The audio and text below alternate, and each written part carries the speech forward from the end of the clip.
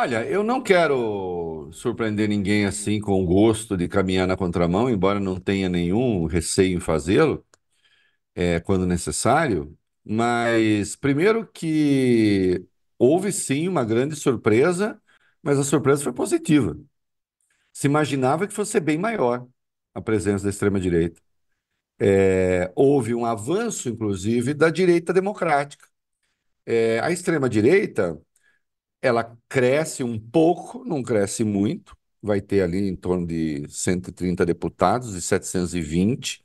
É maior do que já teve? É, mas se imaginava muito mais. A verdade é essa, né? Então, quando você pega o núcleo que governa ali a União Europeia, né, ou que comanda a União Europeia, é, o Partido Popular Europeu, que é da direita democrática, ele cresceu. Foi de 177 para 189 cadeiras, né? Os socialistas e sociais-democratas, né? Só lembrando que quando é substantivo varia os dois, sociais-democratas, adjetivo só o segundo.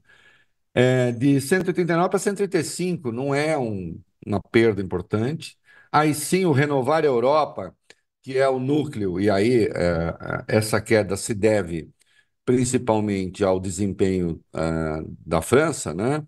De 102 para 82. Os verdes caíram um pouco, mas de qualquer modo, o núcleo dominante da União Europeia continua a ser o mesmo, né? Se imaginava que a extrema-direita fosse crescer muito mais. Em alguns países, ela encolheu, presta atenção. O Chega de Portugal não tinha representação no Parlamento Europeu. Vai ter dois. Só que em Portugal, o Chega teve 9,79% dos votos. Nas eleições em Portugal, eles tiveram 18,6%. Então, houve um encolhimento. A extrema-direita espanhola também não foi grande coisa. Mesmo quando se fala de Alemanha, a diferença entre a extrema-direita e quando você junta ali a direita democrática e a social-democracia, é gigantesca, né? Alternativa para a Alemanha, sim, é um desempenho que eles nunca tiveram, mas é de 16,5%. Acontece que, como venceu, teve mais um percentual maior do que a social-democracia do Olaf Scholz, então fica parecendo um evento extraordinário. Mas a direita democrática alemã teve quase 30% dos votos, né? Então não foi assim um massacre da extrema-direita, mas está longe disso, assim como eles estão longe de ter o controle do Parlamento Europeu. Assim, aí sim, o que eu tô dizendo é o seguinte: estão tratando como um terremoto, como se a extrema-direita passasse a ter quase a maioria no Parlamento Europeu, a maioria no Parlamento Europeu, mas está muito longe disso. Muito longe. O fato de que, eventualmente, os outros. E eu não estou desprezando o evento, tá? Em absoluto. Só estou dizendo que se imaginava e se apostava que fosse ser uma avalanche muito maior. Ou melhor, que fosse ser uma avalanche. Avalanche não é. Teve ali um deslocamento de neve, né? Mas avalanche, avalanche não. Só que aí, quem está encarecendo essa vitória e dando a ela uma proporção que ela não tem, é o seu Emmanuel Macron, cujo estilo eu já critiquei mais de uma vez. Não gosto, acho o Macron meio estouvadinho, acho que ele é apressado, ele veja o que ele, por exemplo, na questão da guerra da Ucrânia, ele fala coisas que são literalmente do fim do mundo, né? Como mandar tropa para a guerra, né? O que seria declarar guerra à Rússia nas circunstâncias que nós temos. Então, ninguém na OTAN fala isso, ele fala, né? Aí ele vai e resolve dissolver a Assembleia, o que é uma coisa absolutamente incompreensível, segundo um juízo, digamos, racional. O que ele espera com isso, não tem ideia, né? As eleições vão ser feitas, o primeiro turno das eleições parlamentares são eleições distritais, né? Então tem algumas regras ali que se não vence no distrito o primeiro turno, tem o segundo turno. O primeiro turno é 30 de junho, daqui a 20 dias. Segundo turno, 7 de julho. Ele marca eleições no momento em que a Reunião Nacional, que é o partido da extrema-direita, Marine Le Pen, consegue, de fato, na França, um resultado muito importante, né? 31,5% dos votos, então em meio dos votos. É bastante, sem dúvida. Especialmente quando compara com o Renascimento, partido do Macron, 14,5%. Então, no momento em que a Marine Le Pen está batendo no peito, dizendo que, enfim, o partido dela está pronto para o governo, tal, a extrema-direita, aliás, pediu eleição, né? Tem lá um Zé Bonitinho deles, o Jordan Bardella, que é um sujeito todo assim, tem 28 anos, né? Até acho que já transou a primeira vez, sei lá. Com cara de molequinho, né? Que diz as coisas mais pavorosas, que é candidato a primeiro-ministro. Então, fazer eleição agora, quando ele não precisava, porque isso é eleição do Parlamento Europeu, não é eleição do Parlamento Francês. E aí vem com o discurso: cuidado, olha o que a extrema-direita faz, os nacionalistas querem destruir a Europa, a União Europeia, não sei o quê. Bom, mas isso já se diz ali na França. Então não entendo. Aliás, não sou só eu, não. Os liberais franceses ali, os veículos franceses de direita, da direita democrática, ou os liberais centristas, né? É, estão até brincando, comparando ele com o Nero, né? Tá botando fogo em Roma. E note-se, provavelmente não foi o Nero que botou fogo em Roma, tá? Tudo indica que não, ele nem estava em Roma. Atribuíram ao Nero. É, mas, de qualquer modo, esse negócio. Então, ele, com o resultado da França e ele marcando eleições, então vira esse negócio. Parlamento Europeu derruba a Assembleia na França, dissolve. Aliás, tem uma coisa engraçadíssima ontem. Eu não sei se você acompanhou, um amigo me mandou umas mensagens de alguns bolsonaristas estrelados. Quando falou Macron dissolve a Assembleia na França, eles entenderam que o Macron estava dando um golpe. E eles diziam assim: olha o que a esquerda faz, perde a eleição e dá golpe. Quando a extrema-direita pediu a dissolução da Assembleia. E o Macron cedeu. Não faz o menor sentido isso, a menos que em 20 dias ele consiga convencer os franceses. Olha aqui, foi um erro grande a reunião nacional ter tido o voto que teve, essa gente ameaça a França, ameaça a União Europeia, vai ser um desastre, portanto eles vão fazer mal para a França. Uma eleição nesse clima, né? Mutatis mutandis, o Portugal acabou acontecendo uma coisa parecida. E foi artificial, explico. Surgiu lá uma denúncia do Ministério Público Português irresponsável de que o então primeiro-ministro Antônio Costa estava metido numa falcatrua, era um homônimo, não era ele. O Antônio Costa renunciou, né? O presidente português, que tem o poder de fazer isso, em vez de pedir para quem tem a maioria no parlamento fazer um novo governo, e a maioria era do Partido Socialista, ele marcou eleições. Marcou eleições, o Chega tinha 12 deputados, foi para 48, né?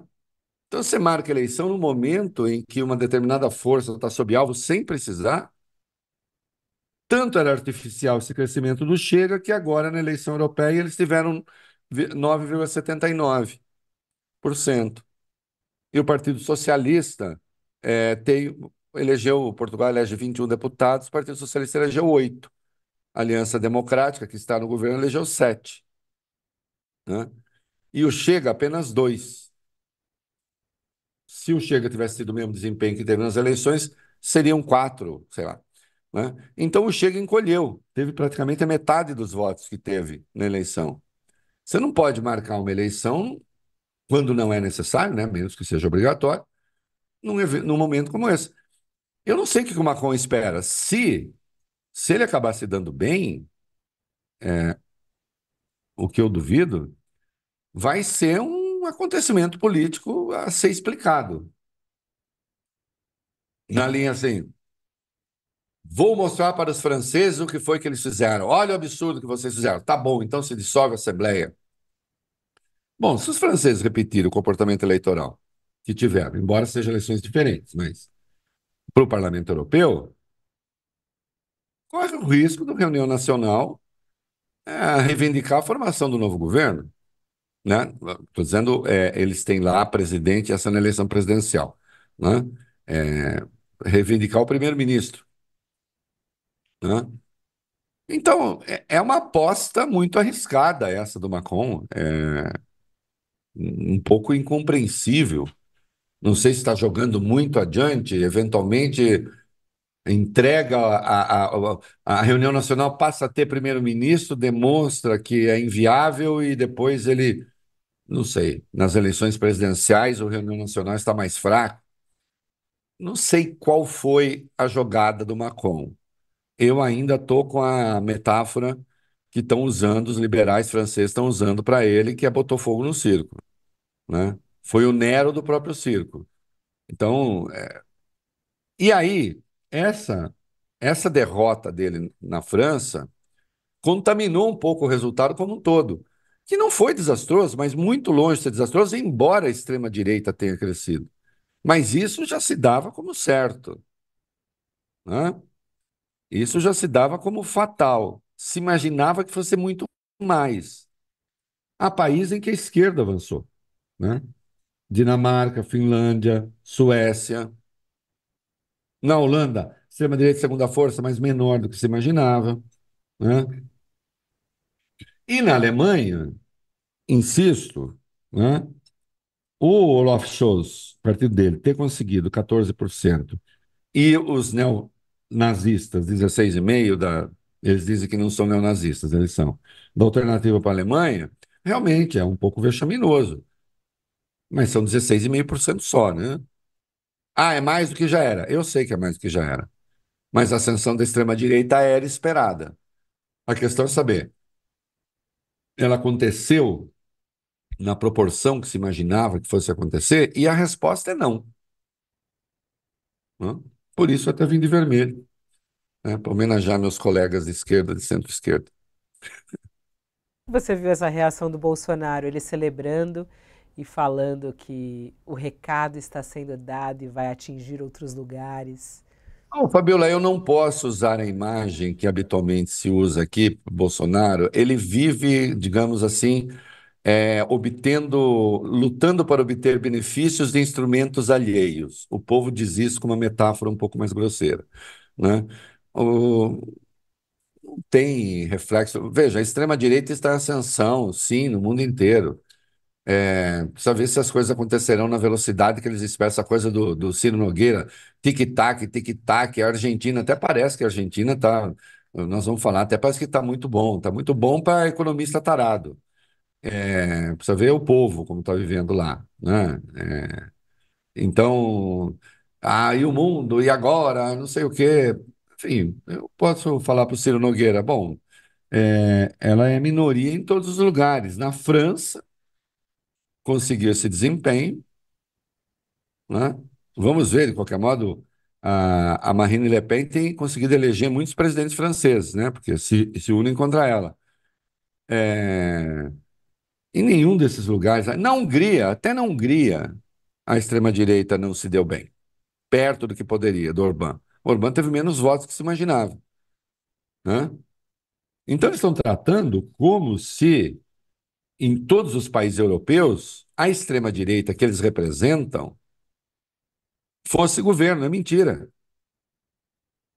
Que atenção, o Partido Popular Europeu, que é o partido da União Europeia, que reúne democracias cristãs, partidos da direita democrática, a razão de ser deles, inclusive hoje, é se opor à extrema-direita. Então, a menos que eles estejam falando assim, a direita venceu, juntando nessa direita, a direita e a extrema-direita, mas só que isso é impróprio.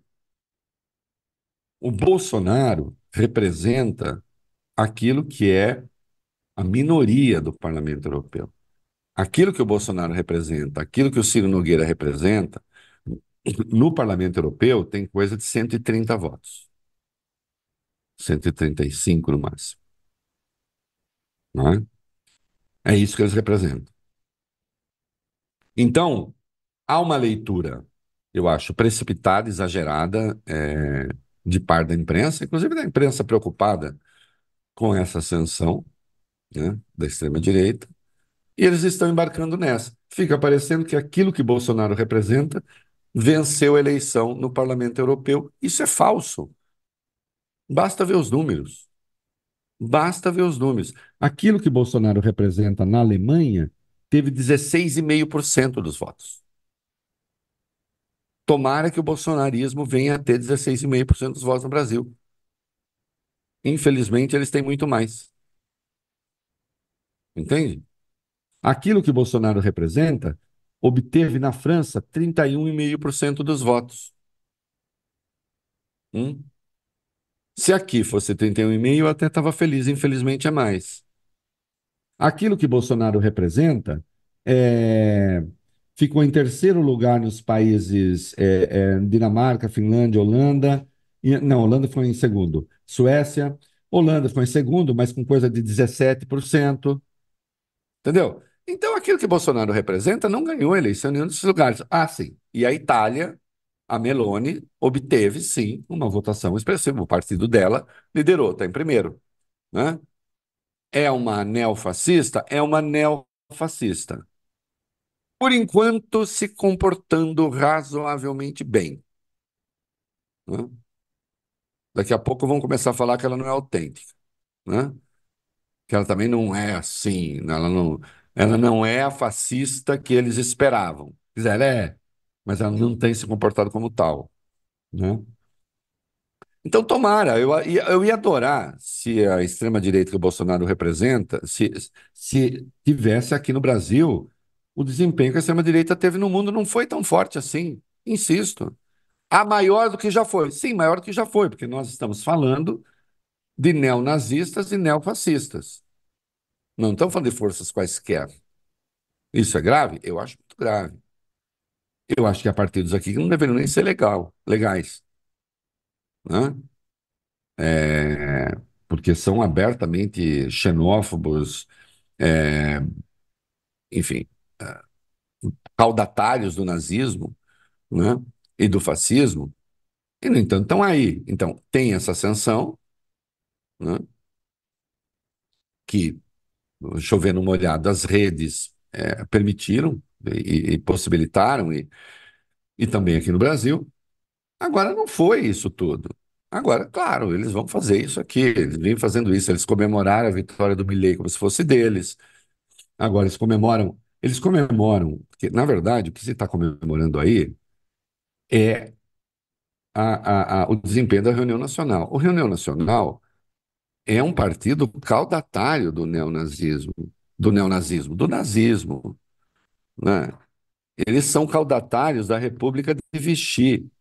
Eles são caudatários daqueles que criaram a República de Vichy na França. Existe uma linha de continuidade nas lideranças, hoje já não, porque morreu, né? Mas existe uma linha de continuidade daqueles que foram os colaboracionistas do regime nazista.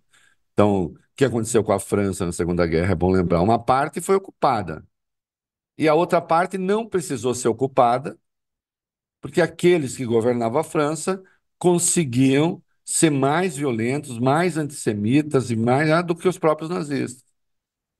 É bom lembrar disso, né? Que foi a chamada República de Vichy, né? Então, é isso que essa gente está comemorando. Quando o Bolsonaro comemora, Bolsonaro, Ciro Nogueira e outros, o desempenho do Reunião Nacional na França, comemora o desempenho da Alternativa para a Alemanha, porque é isso que eles estão comemorando. A Alternativa para a Alemanha é um partido neonazista. Hum? Aliás, a Beatriz von Storck, que é uma das líderes do partido, já veio ao Brasil, já se encontrou com Bolsonaro. Ela é neta do mais longevo ministro do Hitler. Foi o ministro das Finanças do Hitler. Bom, ela poderia ser neta e ser uma democrata. Não, ela é neta e não é uma democrata. Ela é uma neonazista. Né? O marido dela é um chileno-alemão que é pinochetista. Então, tá tudo aí. Tá? Faz sentido o Bolsonaro comemorar, do ponto de vista do alinhamento ideológico, faz sentido ele comemorar, porque está comemorando um desempenho considerado bom, sendo eles quem são, na eleição. Agora, daí ao triunfo, ainda vai uma distância grande, né? Então, e eu não estou aqui fazendo o jogo do contente, não, porque, evidentemente, eu não gosto dessa gente, né? É que realmente ficou inferior àquilo que se imaginava.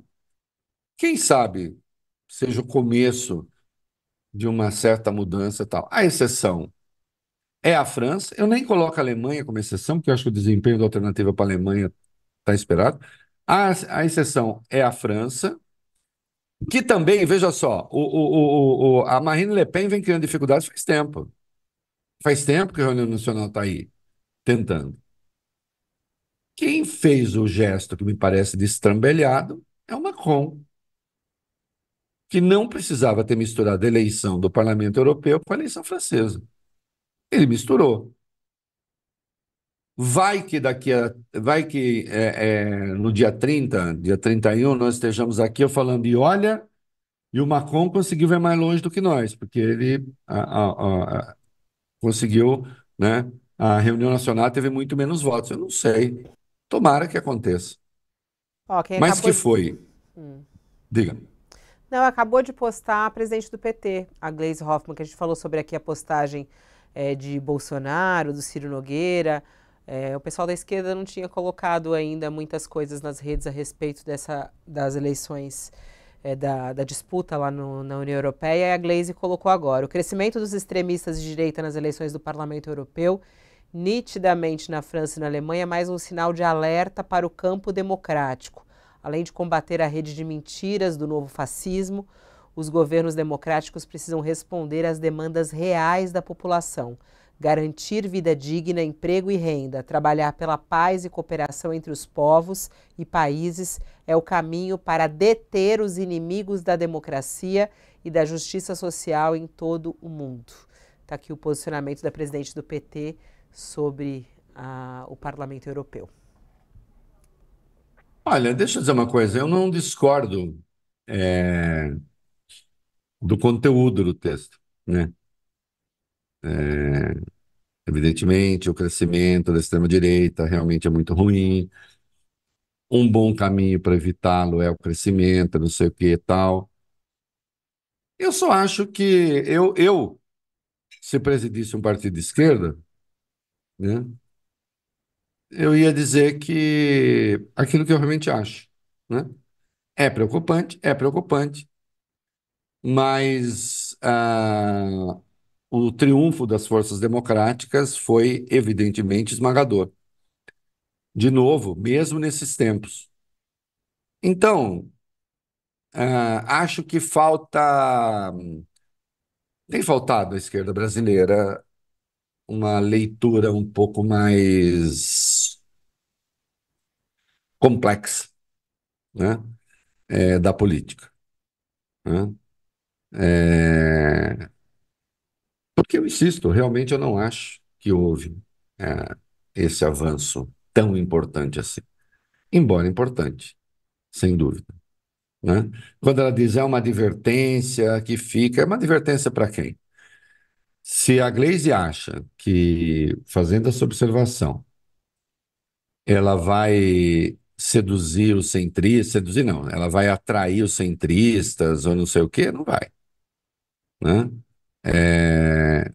As forças chamadas de centro no Brasil, que de centro acho que não tem nem o centro, digamos, geométrico, é, continuam tão empenhadas em criar dificuldades para o governo Lula hoje, como estavam ontem, como estiveram na sexta-feira, com aquela notícia falsa, como, enfim, não, né? Inclusive, quando ela diz o crescimento econômico é a melhor maneira. A economia no Brasil, ao contrário do que diz a extrema-direita nos jornais e nos veículos de comunicação, disfarçada de centro, a economia está bem. A economia brasileira não vai mal, né? O que está mal na economia brasileira? Ah, a dívida, tal, essa conversa mole, né? É importante, mas daí a dívida ser uma ameaça. O que está mal na economia brasileira? Que as nossas reservas, a balança comercial, o crescimento. Claro que eu estou sempre falando em termos de comparação e com aquilo que a gente tinha. O crescimento, o emprego, a inflação. O que está mal, né? Então, ainda hoje vi que o crédito para carro subiu 26,5%, né? Não, a questão aí é guerra de valores mesmo, assim como é na Europa, né? Onde quer que a extrema-direita tenha crescido muito aqui, foi a questão da imigração. Mas qual é o mal efetivo que a imigração causa para a economia europeia? Nenhum. O problema da imigração virou uma questão de guerra cultural. Eles não têm os nossos valores, eles ameaçam os nossos valores. É o que o seu Orbán faz na Hungria, né? E de algum modo não. E isso está presente aqui também. Só que aqui não é imigração. Aí você pega outras questões, né? Quando você, se você olhar, quem faz disputa econômica com o governo Lula não é o bolsonarismo. Isso é muito importante. Coloca, você que está acompanhando aqui, coloque isso na sua cabeça. Quem faz a disputa econômica com o governo Lula não é o bolsonarismo, é o jornalismo dito econômico. É ele que faz a disputa. Déficit, não sei o quê, blá, blá, blá, blá, e que ignora coisas importantes que estão acontecendo. O bolsonarismo nem fica nessa. A pauta do bolsonarismo é outra.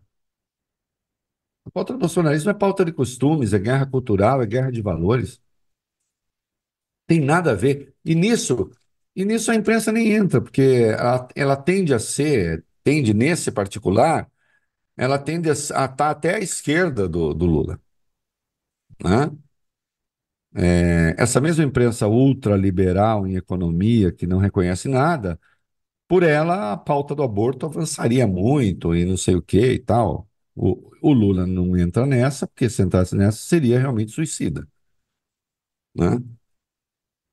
Então, a economia vai bem, perto, dadas as circunstâncias, etc., né?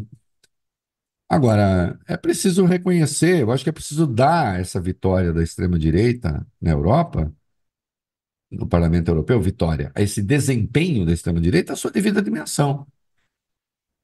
Não é um negócio avassalador, é grande, mas não é avassalador. É maior do que deveria? Eu insisto, alguns desses partidos aí, eu entendo, deveriam ser ilegais, mas estão lá. Aliás, a alternativa para a Alemanha deveria ser ilegal segundo os próprios fundamentos da Alemanha, né? No entanto, está lá, né? Tem esse desempenho que tem, mas não é avassalador, né? E cumpriria que a esquerda não chamasse também de desempenho. Olha só o que está acontecendo. Além da esquerda, não seduz mais ninguém. O centro brasileiro está em outro lugar. Centro nem é, né? Tem uma perspectiva claramente de direita. Aliás, é por isso que está tentando ver se consegue eleger o Tarcísio por antecipação, até sem eleição, né? É esse o esforço hoje.